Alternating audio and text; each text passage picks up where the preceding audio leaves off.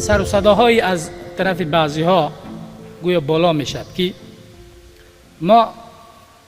با امارت اسلامی افغانستان به خاطر باز پس گرفتن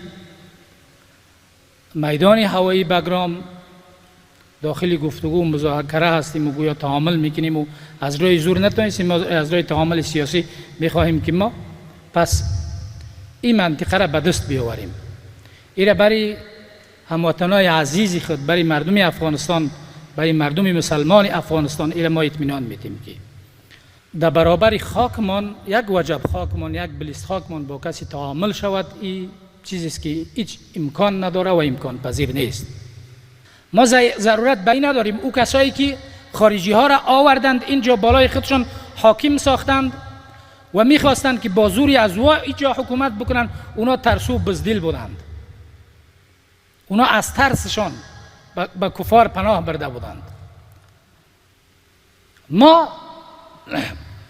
با اتکا به الله بزرگ از هیچ کسی، از هیچ زورگو و قلدری نمی ترسیم.